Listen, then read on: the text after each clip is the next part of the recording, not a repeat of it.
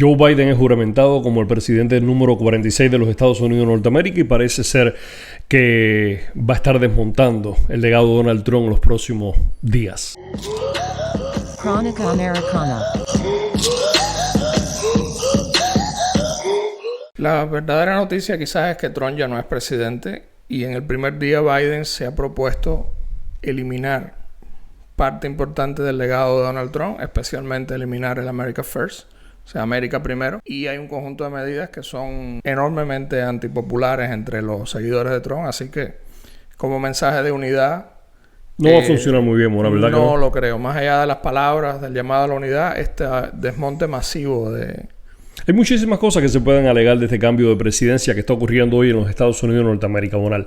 Pero vamos a hacer una cosa. Hay mucha tela por donde cortar en estas 17 órdenes ejecutivas que Biden va a estar firmando en las próximas horas. ¿Qué te parece si hacemos un paneo sobre ellas? Sí, vamos. Estoy viendo, por ejemplo, que Biden se va a enfocar en la crisis que hay con el coronavirus.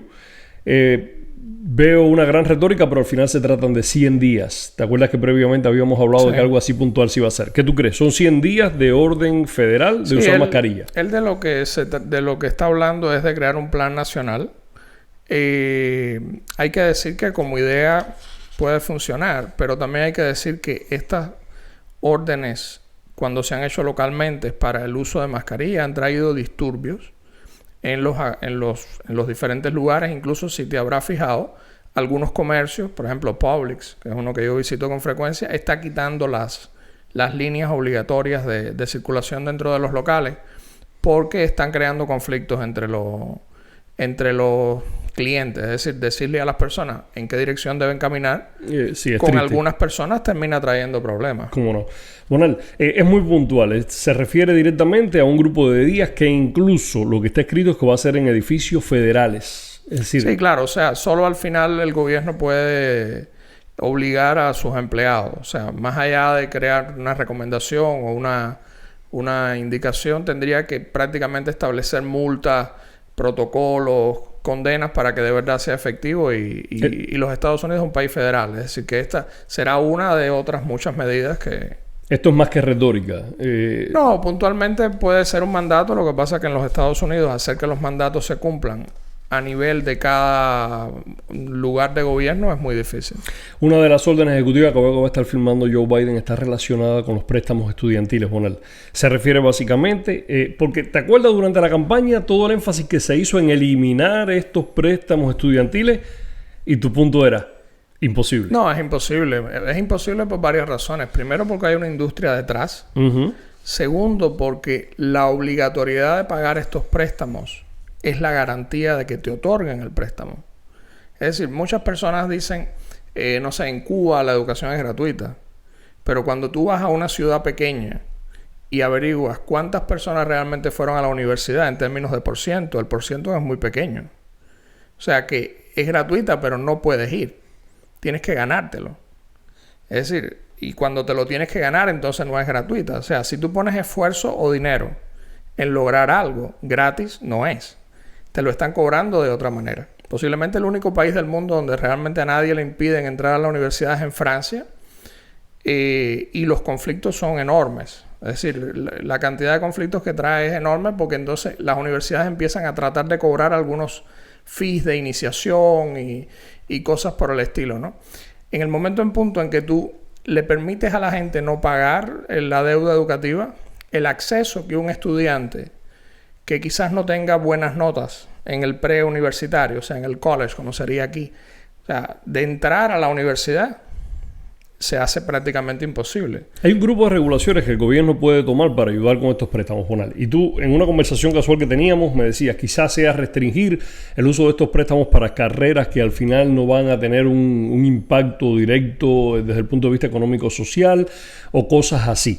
Pero sin duda, si una persona tiene un préstamo con una universidad al 4%, Bonal, y una compañía privada decide refinanciárselo al 2,5%, lo cual es ganancia absoluta para el que pidió el préstamo, claro. Amigo mío, ¿cómo tú ahora le vas a decir a esa compañía que no te van a pagar el préstamo? Y esto es masivo. Claro. No, y además elimina de plano la posibilidad de que cualquier otra persona reciba un préstamo. Estoy pensando en mis hijos, exactamente. Exacto, o sea, por eso es que esta llamada a que los préstamos estudiantiles no se devuelvan era aún imposible. Hay que decir que en los Estados Unidos la educación es gratuita en el mismo sentido en que es gratuita en un país como Cuba, por ejemplo, que es el país del que venimos. Es decir, un estudiante de alto rendimiento escolar tiene acceso a montones de becas. Es decir, no paga por su educación. Cuando estamos hablando de que alguien paga por su educación, es cuando un estudiante quiere ir a una universidad específica que no le ha otorgado una beca, o cuando un estudiante que no cumple con los requisitos de las pocas becas que se dan, porque en términos de por ciento son pocas, pues quiere simplemente entrar a la universidad. Y entonces tiene que acudir a un préstamo estudiantil. Y entonces tiene que acudir a un préstamo estudiantil, que hay que decir que son préstamos asegurados. Es decir, esa deuda la tienes que devolver. Tiene un grupo de condiciones, es decir, se devuelve a partir de 1% de tus ingresos. Y al final termina siendo una buena inversión. Hay un rector de Harvard que dijo: si crees que la educación es cara, prueba la ignorancia, ¿no? Y es real, es decir, los ingresos de una persona con educación universitaria en los Estados Unidos es muy superior a una persona que no los tiene. Aunque hay que decir que posiblemente los Estados Unidos sea uno de los pocos países del mundo donde sin una educación universitaria tus ingresos pueden ser enormes. O sea, un plomero puede tener altos ingresos en este país. Perfectamente. Bueno, refiriéndome a la campaña, se habló de eliminar estos préstamos estudiantiles, así que los estudiantes no tuviesen que pagar de vuelta lo que habían pedido. Pero en este mismo día, donde se va a firmar una orden ejecutiva, lo que plantea es básicamente diferir los intereses hasta el mes de septiembre. Es decir, esto es retórico también. Sí, es una extensión de lo que Trump había aprobado. Es decir, no revoca en este caso a Trump, simplemente extiende el tiempo en el que no se cobran los intereses o en el que no se pagan estas deudas. Y también proponen en un apartado reducir en $10,000 el costo total de la deuda estudiantil. Obviamente esto tiene un impacto para la industria financiera, sí, pero es bastante menor si se compara con la idea de eliminar completamente los préstamos estudiantiles. Es un tema complejo y uno pensaría, bueno, si la educación es gratis, pues es mejor para todos. Pero la realidad es que no hay almuerzo gratis, como se dice en los Estados Unidos. Alguien lo está pagando. Alguien lo tendría que pagar y las personas en los Estados Unidos en general no tienen la disposición de pagar por la educación de otra persona que después va a terminar obteniendo ingresos propios. Claro. Mientras que él supuestamente lo va a recibir en impuestos, pero ¿tú crees que no hay garantía? ¿Que va a haber un retomar de esta acción que va a firmar hoy Biden? ¿Va a haber un retomar después por parte del Congreso más profundo? Esto es totalmente simbólico. Esto no va a pasar de aquí. Simplemente va a tener un poco de pushback de la izquierda. Y la derecha lo va a dejar pasar como algo que simbólico, no tiene ningún impacto. Correcto. Vamos a seguir haciendo el paneo por acá por las órdenes ejecutivas que se van a firmar hoy. Estamos hablando de que Estados Unidos resumen su permanencia con la Organización Mundial de la Salud. Sí, no lo veo tan problemático en este momento porque la Organización Mundial de la Salud acaba de informar, quizás muy en timing, ¿no?, que va a iniciar una investigación contra el laboratorio de Wuhan para investigar el origen del coronavirus. Muy apropiada la información en este momento en que Biden llega a la presidencia y necesita reintegrarse. La razón por la que Trump decide retirarse de la OMS es porque la OMS no alertó a tiempo y protegió a China con respecto a los leaks que habían ocurrido de que esta enfermedad había salido del laboratorio de Wuhan. La enfermedad se inicia en Wuhan y en Wuhan está el laboratorio de infectología más importante de China. O sea, el lugar donde se investigan todos estos virus, potenciales virus de pandemia, y de este mismo lugar sale la pandemia. ¿Y hubo reticencia de parte de la Organización Mundial de la Salud, Bonald, en cuanto a investigar el tema? El problema es que la Organización Mundial de la Salud es una organización de las Naciones Unidas. China es un miembro permanente del Consejo de Seguridad de las Naciones Unidas. Es decir, y al final estos organismos internacionales lo que hacen es recoger información que los gobiernos le dan. Cuando un gobierno es tan importante como el gobierno de China, una negación del gobierno chino en la práctica hace muy difícil que hace muy difícil que se logre. El director general de la Organización Mundial de la Salud era un miembro del gabinete de Mengistu Haile Mariam en Etiopía, con el que Cuba tenía hasta tropas. Presidente socialista, básicamente. Bueno, no sé cuál es su ideología, pero en principio te dice que hay un acercamiento potencial entre estos ministros, exministros etíopes y el gobierno chino. ¿Cuál va a ser la visión de la parte republicana en el Congreso, el Senado y la parte demócrata? Van a tratar de que la OMS sea un poco más activa, que tenga un mejor escrutinio y que no se convierta en otro pozo de dinero para los Estados Unidos. Igual esto no tiene ninguna trascendencia. Volviendo al COVID, creo que esto no hay que tocarlo mucho en este momento, es que van a nombrar un coordinador para la oposición, lo tuvo también Trump con esto el señor Fauci. Esto no cambia nada, es simplemente cambiar el equipo de dirección. Se pretende hacer una extensión de la moratoria para el pago de rentas y mortgage, es importantísimo, es muy bienvenido. Sí. Hay una situación puntual, esto está relacionado también con el COVID-19, con todas las acciones que se van a tomar. Bueno, y aquí llega un punto, Bonald, que es álgido. Ajá. Unirnos al Tratado de París, al Tratado del Clima de París, reintegrarnos. Al final, el Tratado de París es un tratado que tiene una buena intención, en el sentido de que vamos a hacer que el planeta no se caliente, como si nosotros realmente pudiéramos calentarlo y enfriarlo, pero ese es otro tema. Sí. O sea, no somos tan poderosos, ¿tú sabes? No, aún no. Apenas podemos enfriar y calentar la casa como para calentar el planeta. Pero bueno, en fin. El tema esencial del Acuerdo de París es que crea diferencias importantes en cuanto a qué acciones toma cada país. En términos de economía, a China, la Organización Mundial de Comercio la considera un país en vías de desarrollo.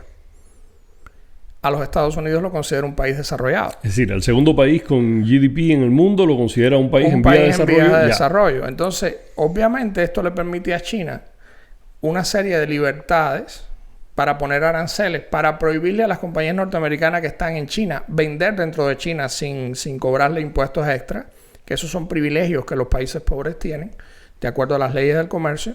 Pero también en el caso del Acuerdo de París le permite a China a disminuir el ritmo de contaminación, pero no disminuir el ritmo, o sea, no disminuir los niveles de contaminación. Es decir, la disminución de niveles de contaminación es solo para los países ricos. Mientras que países como China o India, que son los más grandes contaminantes, pueden aumentar el volumen de su contaminación neta siempre que reduzcan la contaminación que realizan en los lugares donde ya tienen más desarrollo. A primera vista esto es un absurdo. ¿Ellos pueden tener algún sustento para plantear esto, Donald? Es simplemente una idea política de crear equidad entre los países y de que estas exigencias de reducción de dióxido de carbono y de gases de efecto invernadero, etcétera, no impacte o no incremente la pobreza en los países.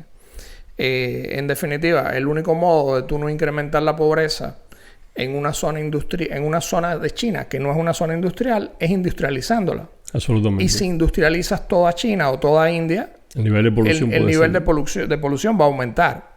Entonces, si a China y a India le permites aumentar su nivel de polución, aunque sea con ritmos más bajos, pero a lo largo de toda China y toda India, el único modo de que bajen los niveles de efecto, de gases de carbono y de efecto invernadero, es que los reduzcan los países que tienen un alto nivel de industrialización. Es decir, el verdadero costo va para países como Estados Unidos, Inglaterra, Francia, etcétera. Hay países que están dispuestos a compartir su riqueza de alguna manera porque este es el objetivo final. Pero en los Estados Unidos también hay regiones que tienen menos nivel de desarrollo. Es decir, los Estados Unidos es un país desarrollado. En general, el ingreso medio en los Estados Unidos en todas partes es bastante alto. El ingreso medio en los Estados Unidos ronda los $50,000 por persona.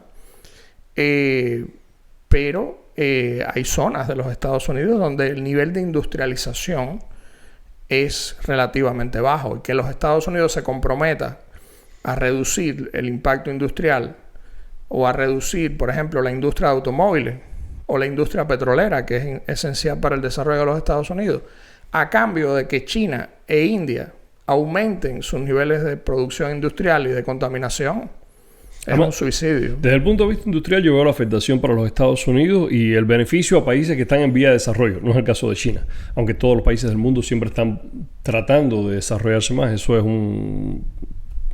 muy obvio. Okay. Ahora, desde el punto de vista de polución es inmoral. Estamos poniendo la polución, sí, al final los va a afectar directamente a ellos. Estoy hablando de la India, de China.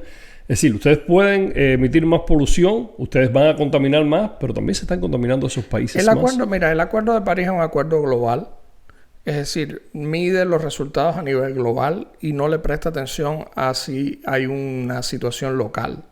El approach de Trump, la aproximación de Trump al tema de este gobierno saliente, era a la contraria. Es decir, queremos que el agua esté limpia, que el aire esté limpio, queremos que no haya tóxicos en el lago, en el mar, etcétera, etcétera, pero no queremos reducir los niveles de desarrollo de los Estados Unidos. Hay una diferencia entre un nacionalismo económico, en el caso de Trump, y un globalismo a ultranzas, moralista, de buenas imágenes, que es lo que Obama inició y que obviamente aparenta que va a reiniciarse. Uno de los acuerdos que va a estar firmando, una de las órdenes ejecutivas que va a estar firmando hoy Biden, y está relacionado con esto, y esto es una afectación grande, está revocando el Keystone XL Pipeline. Vamos a explicar qué cosa es esto y cuál es la real afectación. El Keystone Pipeline lo que hace es traer petróleo desde Canadá a través de una tubería. Es un proyecto multimillonario que se ha iniciado y se ha parado repetidamente. Supuestamente el Keystone Pipeline iba a traer daño ecológico a zonas, a reservas indígenas norteamericanas, o sea, reservas de indios americanos nativos, como se les llama. Cosa graciosa, la mayoría de los indoamericanos, o sea, de los nativos americanos, apoyan a Donald Trump. No así con los latinos en general y no así con los afroamericanos. En el caso de estas idas y venidas, la más importante la hizo Obama con la prohibición de la construcción de la tubería. Y Trump la volvió a aprobar. Y ahora Biden vuelve a prohibir el proyecto. Obviamente esto va a traer muchísimos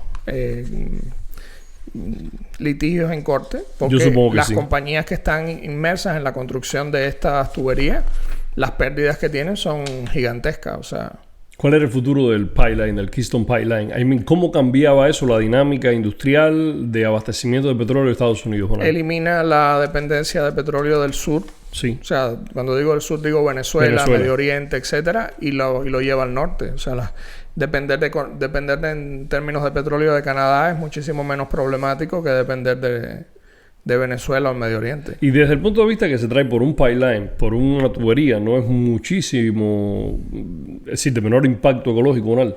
Bueno, si no hay daños en la tubería, sí. Lo que pasa es que cuando inicia la construcción comenzaron los ataques a la tubería. ¿Ataques? Ataques para destruir la tubería. Sí. Exacto. Entonces, esto supuestamente puede también tener accidentes, pero se iniciaron ataques a la tubería. Entonces, quien le hace ataques a la tubería te dice que no quiere que haya contaminación. Lo cual es un círculo vicioso, ¿no? Porque si atacas la tubería vas a tener contaminación. Bueno, el otro de los puntos que se están tocando en este acuerdo es decir, en este órdenes ejecutivas que está firmando Joe Biden en el día de hoy, hay una que me llama la atención extraordinariamente. Bueno, primero, está bien, él promete que va a eliminar la prohibición de ciertos países de origen musulmán o de religión musulmana hacia los Estados Unidos. Trump lo había prohibido, se vio como una situación política agraviante. ¿Cuál es el punto de vista tuyo en referencia a cómo va a reaccionar las bases de ambos partidos? A ver, las órdenes de Trump, hay que decirlo, no prohibían la inmigración de una persona por su religión, aunque inicialmente se planteó así políticamente. La orden final lo que hacía era limitar el acceso de países con los que los Estados Unidos no tenía un nivel de confianza en cuanto al vetado.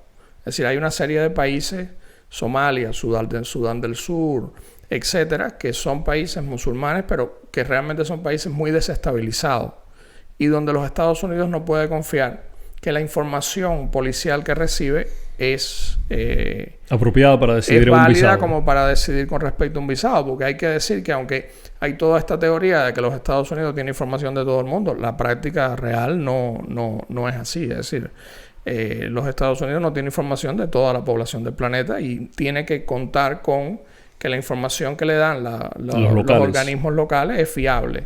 Lo que la orden de Trump dice es de estos países no tengo información fiable, y de estos países, mientras no tenga información, no voy a recibir inmigración. Y en este momento se va a levantar esa restricción, así que cualquier persona, aún no teniendo la información que necesitan las agencias de inteligencia para aprobar un visado, puede ser aprobado. Yo me imagino que levanten la orden en términos generales, pero a la misma vez creen mecanismos burocráticos para que la orden se siga cumpliendo.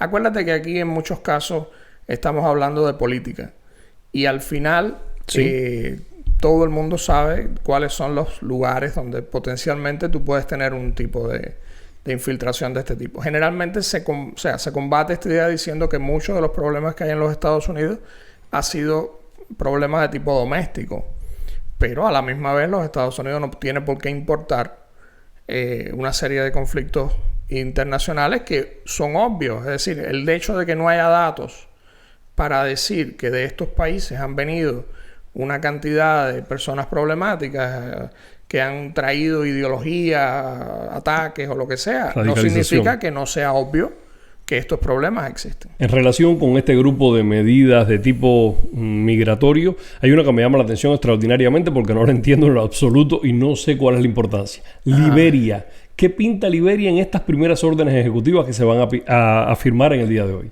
Bueno, Liberia fue creado por los Estados Unidos. Cuéntanos eso. Ok, Liberia se crea a principios del siglo XIX, alrededor de 1840. Se crea un movimiento dentro de los Estados Unidos para que los esclavos que habían sido liberados tuvieran un lugar donde vivir en libertad. Los Estados Unidos compra el territorio de Liberia en África. ¿Un territorio africano? Sí, es un territorio africano de la zona esta de Costa de Marfil, o sea, el pico este de África de abajo, antes del Golfo que hay ahí, y comienza un proceso de colonización y comienza un proceso de inmigración de esclavos africanos liberados. ¿Okay? En esta época no había, había este debate de la libertad de los esclavos, etc. Comienza un proceso de migración de esclavos africanos o de personas que habían nacido libres en los Estados Unidos pero que tenían origen esclavo hacia Liberia. Y se crea en Liberia un país con una bandera similar a la de los Estados Unidos, con Cámara de Representantes, Senado, Presidente, Vicepresidente. Se crea un esquema similar al de los Estados Unidos en términos políticos. Y entonces los Estados Unidos siente que tiene cierta responsabilidad. Cierta responsabilidad y cierta deuda, porque al final este movimiento fue completamente libre. Es decir, no hubo una expulsión de afroamericanos de los Estados Unidos, aunque sí hubo algunas personas que lo impulsaron, ¿verdad? Pero hoy Liberia es uno de los países más pobres del mundo. El GDP de Liberia es per cápita no pasa de $700 al año. Fue un fracaso entonces el experimento, ¿no? Bueno, el primer problema empieza porque las personas que llegan allí se encuentran con más de 20 etnias en la zona. Es decir, África tiene etnias. O sea, la organización poblacional es de tipo racial. Es decir, porque uno considera, el camerunés, nigeriano, pero internamente hay grupos étnicos, o sea, grupos raciales. Tribales, muchos tribales, de ellos. Son tribales en muchos casos. Y una de las primeras medidas que toma este gobierno que entra a Liberia, que por cierto es un afroamericano libre, rico, el primer presidente, una de las primeras medidas que toma es que las personas que nacieran en el territorio de Liberia, si eran originarios de Liberia, no tenían la ciudadanía. Es decir, comienza un proceso de discriminación hacia los locales de los inmigrantes que huían de la discriminación. Wow. Porque obviamente la diferencia cultural que existía era muy grande. O sea, hay que decir que Liberia tiene más de un 80% de población cristiana, la inmensa mayoría de la población habla inglés. Es decir, es casi estos esclavos libertos que salen de los Estados Unidos se trasplantaron prácticamente con la cultura norteamericana. ¿Y no fueron obligados a viajar hacia Liberia? No, mayoritariamente no. Obviamente te puedes encontrar alguna historia de que sí.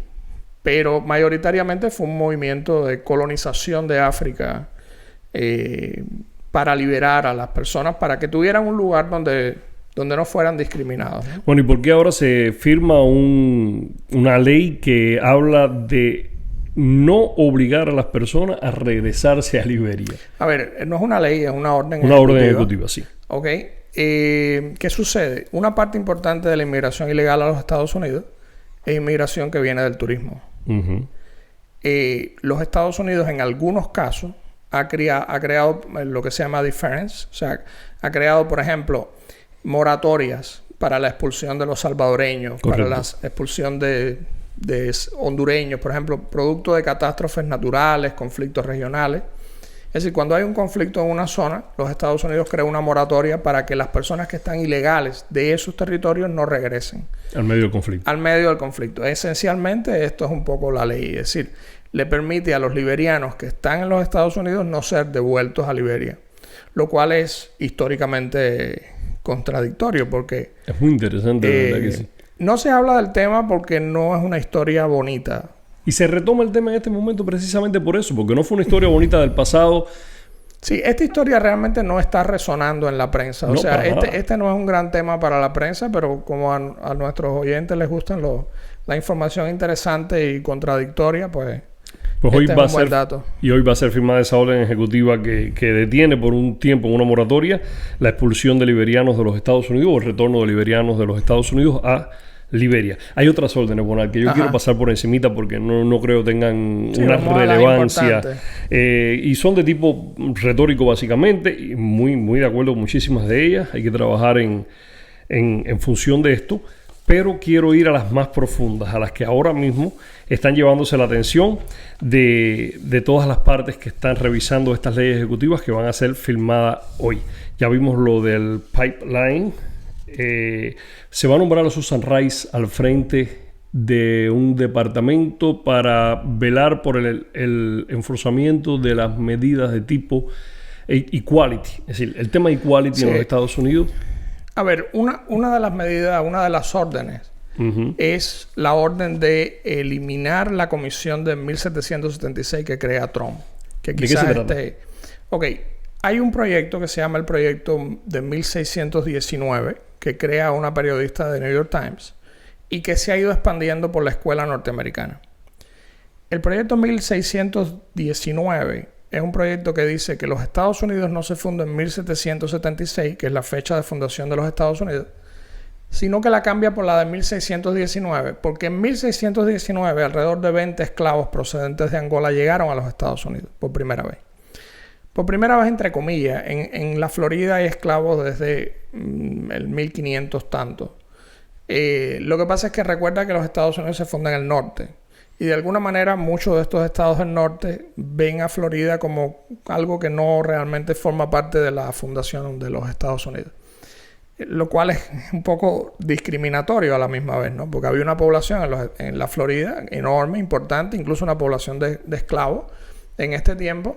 Pero el que lleguen 20 esclavos de Angola a Virginia es lo importante. que ellos consideran que es el inicio de los Estados Unidos porque crea la mezcla que son los Estados Unidos. Y es cierto que los Estados Unidos está marcado por esta mezcla. Aunque Sí, pero hablando de mezcla, la Florida pertenecía a España y el área de Luisiana pertenecía a Francia, ¿no? Claro, pero acuérdate que The New York Times está en Nueva York. Ya. Entonces, el proyecto lo que dice es esto, que la historia norteamericana no se inicia en 1776, sino que se inicia en 1619. Una cosa un poco contradictoria porque Estados Unidos no tenía soberanía sobre Estados Unidos, era soberanía inglesa. Entonces, pedir cuenta a los Estados Unidos por lo que hizo Inglaterra es un poco... Carente de sentido. Un poco contradictorio y carente de sentido. En esencia, lo que quiere este proyecto es traer una especie de reconocimiento a todos los daños que se le hizo a esa población y crear mecanismos de restitución y sobre todo mecanismos educativos para que la escuela le ponga el foco a esta fecha como fecha fundacional de los Estados Unidos. ¿Qué sucede? Contradice la historia tradicional de que los Estados Unidos se fundan en 1776. Trump crea la comisión de 1776 para rescatar esta historia y para ir eliminando de los programas educativos esta contrahistoria según la cual los Estados Unidos tienen una fundación anterior. Biden elimina esta comisión de 1776 porque la considera que está enraizada en el racismo, cuando la historia de que Estados Unidos desde 1776 es historia común de los Estados Unidos. Y el proyecto 1619 es un proyecto que pretende cambiar la historia y la interpretación de la historia.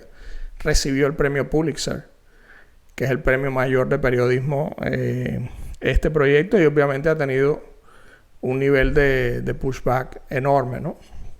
Pero bueno, en fin. Pero siguen siendo temas, Juan, todas estas órdenes ejecutivas, muchas de ellas, la mayoría, siguen siendo temas retóricos, cosméticos. Ahora empieza la batalla de verdad. Hay algunas que no. Entre las medidas que están allí está la de parar la construcción del muro. Tienes razón. Entonces, es una cosa interesante porque el muro tiene, por una parte, el hecho de que ya hay contratos firmados. Sí. Y según estos contratos, si el muro no se construye, la cantidad de dinero que hay que pagar a los contratistas es similar a lo que costaría construir el muro. Porque el nivel de inversión de montar campamentos, porque estamos hablando de una zona semidesértica, una zona despoblada, comprar maquinaria, desviar personal especializado, comprar metales, hacer los estudios de terreno, etcétera, etcétera, son apuestas fuertes, y tú no puedes parar el proyecto sin compensar a las empresas que ya se han involucrado. Pero de todas formas es una medida política. Hay que decir que ya las caravanas hacia Estados Unidos se han iniciado. Esa es la cuestión. ¿Cómo vamos a ir directo a parar la construcción del muro sabiendo que es un momento crítico en la migración, especialmente desde la frontera sur? A ver, aunque no pararan la construcción del muro, este reinicio de la migración hacia los Estados Unidos se iba a volver a disparar. De hecho, el representante del gobierno de Biden han anunciado que no van a permitir inmigración masiva a los Estados Unidos y han pedido a las caravanas que regresen porque el gobierno norteamericano va a reiniciar la ayuda a estas regiones. Claro, el salario en los Estados Unidos es de alrededor de $50,000 por persona, como media. Obviamente no todas las personas que vienen en la caravana van a tener un salario así, pero es la aspiración, ¿verdad? Mientras que en muchos de estos países es la 10ª parte. Entonces, pedirles que regresen porque les vas a mandar ayuda es asumir que son personas de muy poco nivel informativo, de información, ¿verdad? Y por muy poca información que tengan estas personas, una de ellas es que en los Estados Unidos se vive mejor. Y es muy clara esa información. No hay ninguna ayuda que se mande a Honduras, a El Salvador o cómo se la vas a hacer llegar. O a Cuba. No, se la hacen llegar al gobierno. Y al final el gobierno construye una carretera entre un lugar y el otro. Claro. Pero en tu vida personal el impacto es mínimo si es que hay alguno. Y obviamente esto no va a parar nada. ¿Y qué va a pasar con la presión enorme que se va a poner en la frontera? Ya le pasó a Trump al inicio de su Va a pasar presidencia. lo mismo que pasó con Clinton o que pasó con Carter. Que terminaron construyendo, o sea, terminaron mandando a la Guardia Nacional, terminaron mandando al ejército y terminaron construyendo muros. Es decir, está cerca. No era un muro, pero era... en términos prácticos es exactamente la misma situación. Otra de las medidas, y es quizás lo que más impacto tiene, otra de las medidas que está allí, es contar en el censo a las personas que están ilegales. A los no ciudadanos, contarlos en el censo munal para crear nuevas posiciones congresionales. Explícame eso. A ver, los Estados Unidos tienen un congreso. Ese congreso está formado por distritos electorales, distritos congresionales. Estos distritos congresionales se forman a partir del censo. Correcto. O sea, se hace un censo de población y en función de cuánta población hay, se crea un distrito congresional.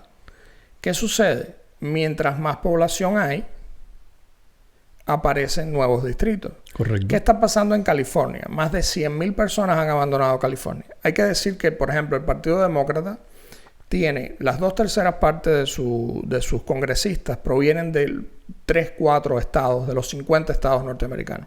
Es decir, cuando tú ves en el mapa la representación republicano o demócrata, la inmensa mayoría de los demócratas vienen de California, Nueva York, la zona norte de Nueva Inglaterra, toda esta zona de Nueva Inglaterra, New Jersey, y el resto es mayoritariamente republicano. ¿Qué sucede? Que estas mismas zonas, donde los demócratas son mayoría, son zonas con alto nivel de inmigración hispana, pero más que hispana, mexicana. Por ejemplo, California tiene aproximadamente un 86% de población de origen mexicano. Correcto. El 50% de los estudiantes en las escuelas de California se identifica con origen hispano, dígase 40-45% de origen mexicano. Mayoritariamente estas poblaciones, al igual que las poblaciones negras en los Estados Unidos, apoyan al Partido Demócrata. Alrededor de un 70% de apoyo.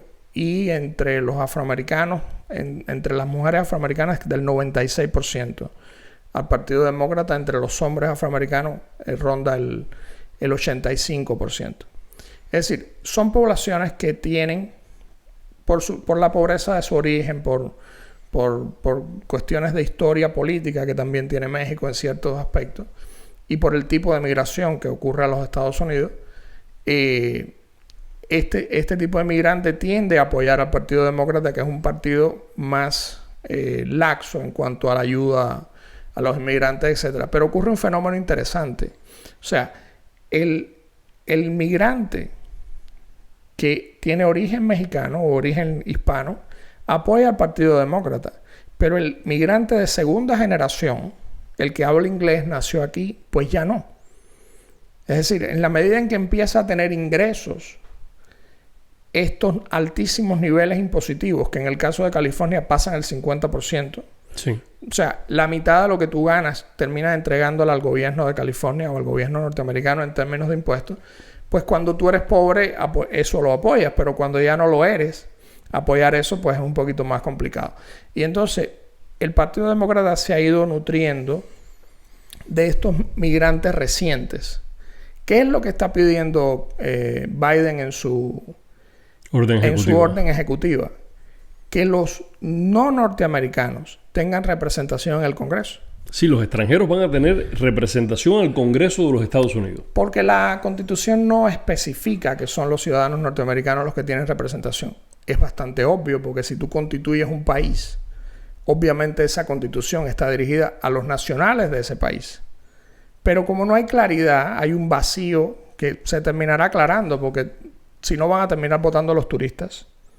¿Ok? Mañana Florida puede decir, ok, todos los turistas, si están presentes el día del censo, son pues residentes. se pueden registrar en el censo.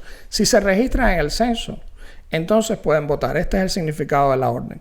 Pero más allá de cualquier interpretación de tipo étnica, racial, o que si es odio a los extranjeros, o si no, es un tema de poder.